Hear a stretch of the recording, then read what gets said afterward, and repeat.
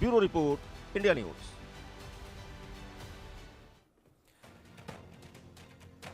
इस विषय पर बातचीत करने के लिए दो खास मेहमान जुड़े हैं हमारे साथ। उनका परिचय आपसे करवा दें। Group captain retired MJ Augustine ji हमारे साथ जुड़े हैं, डिफेंस एक्सपर्ट हैं हमारे साथ। Defence expert major retired general Sanjay Meston ji जुड़े हैं। बहुत स्वागत है सर आपका। और संजय जी, आपसे मैं इस चर्चा की शुरुआत करना चाहूँगा और इस एंटी ड्रोन सिस्टम को लेकर अगर बात की जाए तो सबसे पहले जानकारी आपसे यही लेना चाहूँगा मैं कि इस एंटी ड्रोन सिस्टम के एडवांटेज क्या है, किस तरीके से एंटी ड्रोन सिस्टम जो है वो बॉर्डर एरियाज पर तैनात किया जाएगा और इसका लाभ किस तरीके से भारतीय सेना को मिलता नजर आएगा।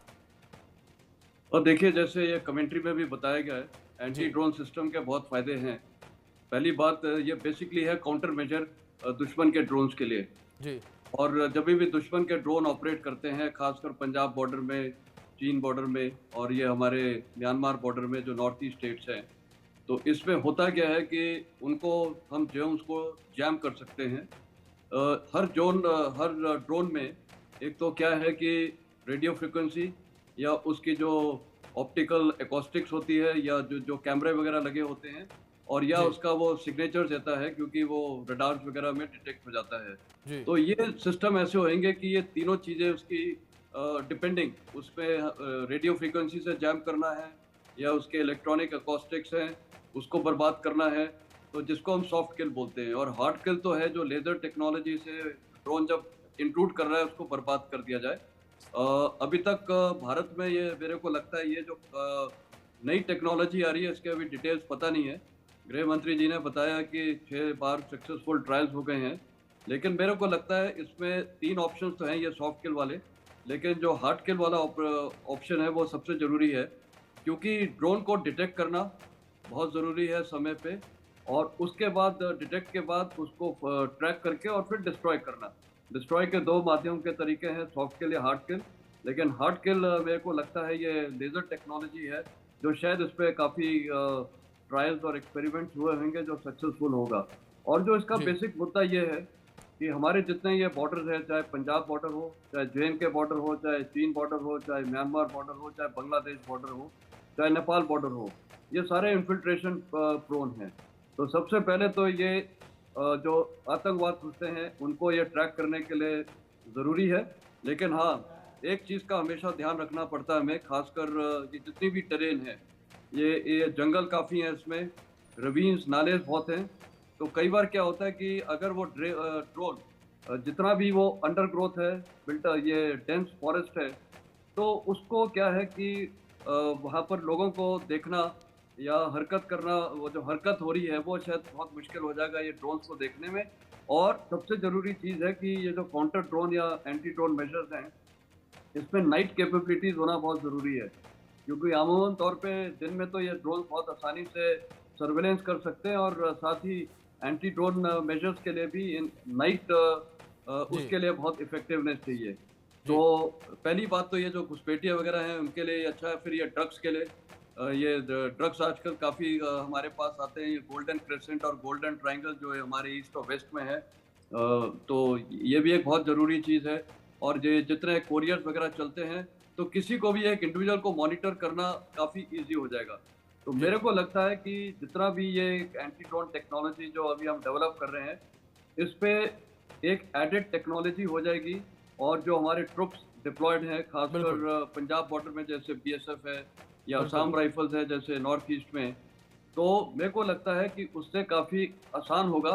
जी लेकिन हमको एक ये याद रखनी चाहिए कि troops on ground, boots on ground ज़रूरी है।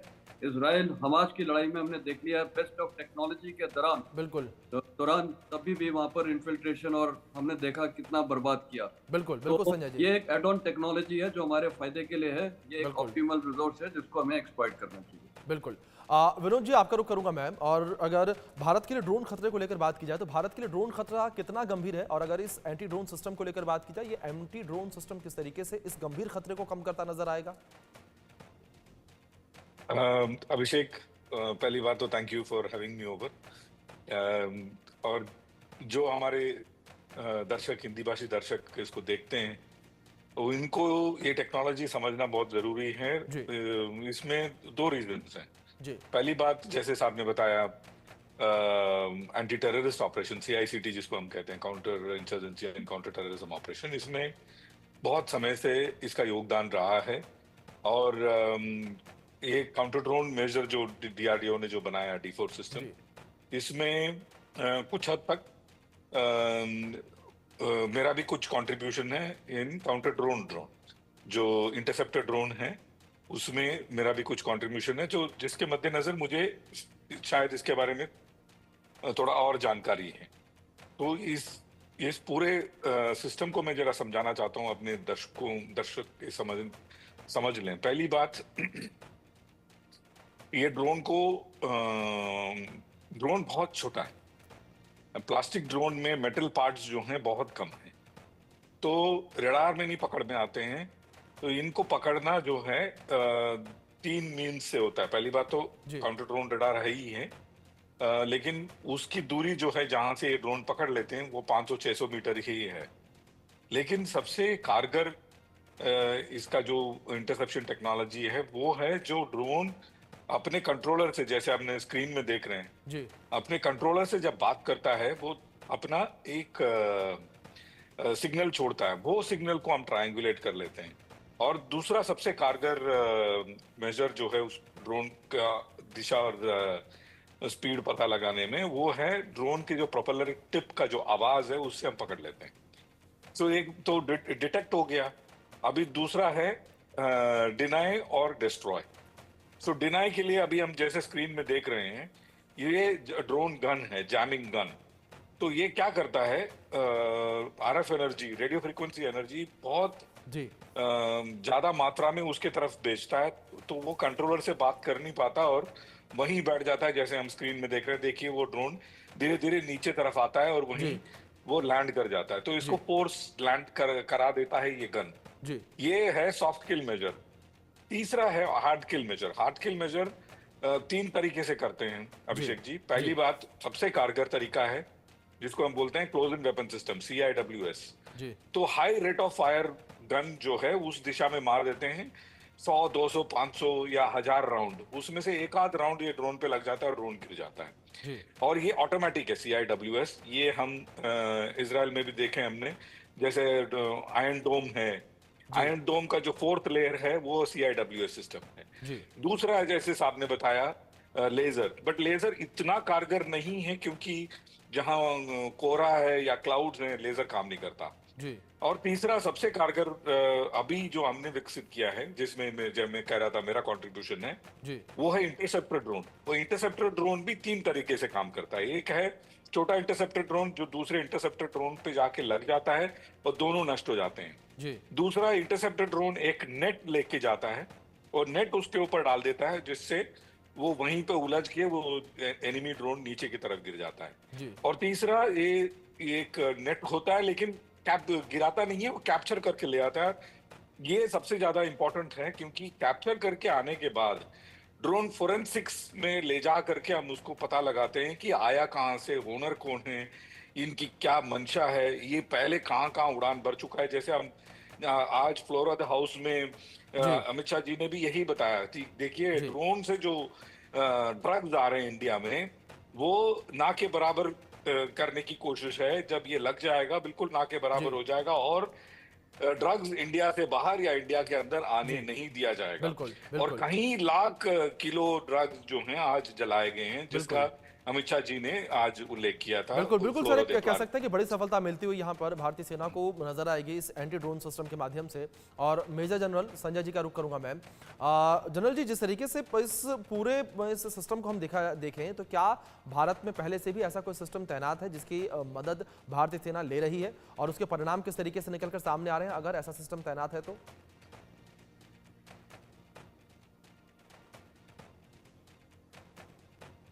सर, आपका डिवाइस म्यूट है, प्लीज उसे अनम्यूट कर दीजिए ताकि आपकी आवाज हम तक पहुंचे। ओके, हमारे पास बहुत सिस्टम्स हैं। अगर मैं इसको कैटेगराइज करूं, एक तो हो जाता है ड्रोन्स, जो ऑफेंसिव ड्रोन्स हैं या जो हम दुश्मन के इलाके में भेजते हैं सर्वेलेंस के लिए, जिसमें ये हर टाइप के ड्रोन्स होते हैं। तो HALE है जो हायर एल्टीट्यूड लॉन्ग एंड्योरेंस का है, MALE है मीडियम एल्टीट्यूड लो एंड्योरेंस। और ये ऐसे ड्रोन्स होते हैं, कुछ टैक्टिकल डेप्थ में जाते हैं जो हमें छोटे छोटे ये जो हमारे जवान सेक्शन और प्लाटून में ऑपरेट करते हैं, और साथ में इंटरमीडिएट डेप्थ में और स्ट्रेटेजिक डेप्थ में। जैसे आपने देखा रशिया यूक्रेन वॉर में वो ड्रोन्स कहाँ से कहाँ पहुंच गए, मॉस्को तक पहुंच गए हैं।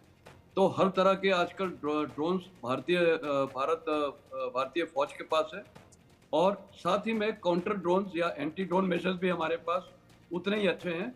और हम देखिए, ड्रोन एक ऐसी टेक्नोलॉजी है, ये हर साल जैसे मोबाइल अपग्रेड करना पड़ता है या उसका सॉफ्टवेयर अपग्रेड करना पड़ता है, तो इसी प्रकार ये जो ड्रोन्स हैं, चाहे वो नॉर्मल ड्रोन्स हो जो हम सर्वेलेंस के लिए इस्तेमाल कर रहे हैं, या साथ में एंटी ड्रोन या काउंटर ड्रोन्स हैं, सबकी टेक्नोलॉजी इतनी रैपिड चेंज हो रही है। तो हमारे पास सिस्टम्स हैं, लेकिन ये जो अभी होम मिनिस्टर जी ने बताया है, ये मेरे को लगता है कि काफ़ी अपग्रेडेड वर्जन होगा, और ये नई टेक्नोलॉजी है, जैसे अभी ग्रुप कैप्टन ने भी बताया है। तो मेरे को लगता है कि ये देखिए, एक लड़ाई का एक मसला ऐसा रहता है, ये हमेशा अपग्रेडेशन और लेटेस्ट टेक्नोलॉजी तो चलती है, लेकिन एंड में ये हो जाता है कि चाहे हमें कितनी भी इसमें सफलता मिल जाए, लेकिन सबसे ज़रूरी चीज़ ये होती है कि जाके उसको नष्ट करना। देखिए, ड्रोन से तो कुछ पता चलेगा, या एक कोरियर दिखेगा, या कोई कार्टेल दिखेंगे, ड्रग कार्टेल्स हैं जो कैरी कर रहे हैं, या एक स्टार्ट पॉइंट दिखेगा। तो इंटरसेप्शन करना, ड्रोन को तो हमने कर दिया, लेकिन ऑन ग्राउंड जो लोग चल रहे हैं, जैसे ड्रोन ने हमें रिपोर्ट बताई कि यहाँ से कुछ पार्टी निकल रही है, इनके पास हथियार हैं या ड्रग्स हैं, उनको इंटरसेप्ट करना बॉर्डर पे या लाइन ऑफ कंट्रोल पे, और वहाँ जाके उनको मार गिराना, वो सबसे बड़ी चीज़ है। तो कहने का मतलब है, एक वेल कोऑर्डिनेटेड ये सारा डिफेंसिव मूवमेंट है, ये एक ओवरऑल डिफेंसिव प्लान में आता है जो हमारा एंटी ड्रोन मेजर्स है। और इसमें फिर से ज़रूरी बात है कि ट्रुप्स ऑन ग्राउंड बहुत ज़रूरी है, जो वेल ट्रेंड होने चाहिए, उनको हैंडल करना आना चाहिए। और जितनी इंटेलिजेंस मिल रही है, देखिए आज की लड़ाई में ना इंफॉर्मेशन और इंटेलिजेंस की कोई कमी नहीं है। प्रॉब्लम यह है कि एक्शनेबल इंटेलिजेंस और उसको फिर कैसे एक्ट किया जाए, क्योंकि वो सही समय पे ट्रुप्स के पास वो इंटेलिजेंस जाना चाहिए, वो सबसे जरूरी चीज है। तो ये भी वो इंटेलिजेंस कैसे ट्रांसमिट हो रही है, वहां पर ट्रुप्स क्या हैं जो उसको रिएक्ट कर सकते हैं। तो कहने का मतलब है कि भारतीय फोर्सेस के पास सब टेक्नोलॉजी है, अपग्रेडेशन चल रही है, नए सिस्टम्स आ रहे हैं। अभी आपने आर्मी चीफ को भी सुना था कि आज हमारे पास वो टेक्नोलॉजी है जो हमारे जवान ने इनोवेट किया है, कि चलता हुआ उड़ता हुआ ड्रोन हथियार फेंक सकता है, हथियार से फायर कर सकता है, लैंड कर सकता है, कहीं पर भी लॉजिस्टिक्स में मदद कर सकता है। और आपने देखा है कि आज हमारे देश के अंदर ड्रोन्स तो हर जगह इस्तेमाल हो रहे हैं। मैं तो ऑफेंसिव और डिफेंसिव नहीं बोलूँगा, ये दवाई पहुँचाने में कितनी चीज़ों में काम हो रहे हैं, लॉजिस्टिक्स में हो रहा है, वेयर हाउसेज में हो रहे हैं। तो कहने का मतलब है, ड्रोन्स का बहुत बड़ा उपयोग है, लेकिन अल्टीमेटली ये एक कोऑर्डिनेटेड बैटल है जिसमें हर चीज़ का उपयोग ज़रूरी है। ट्रुप्स तो सबसे ज़रूरी हो जाते हैं। ये दोनों युद्ध जो हुए हैं, उसमें एक चीज़ का सबसे बड़ा लेसन आता है, अल्टीमेटली लड़ाई ऑन ग्राउंड जवान ही जीतते हैं। चाहे इस्राइल हमास की हो जाए, चाहे टेक्नोलॉजी एक एडेड है, एक एड है जो एक लड़ाई जीतने में प्रभाव और मदद करती है। बिल्कुल सर, जाहिर तौर पर। विनोद जी, दूसरी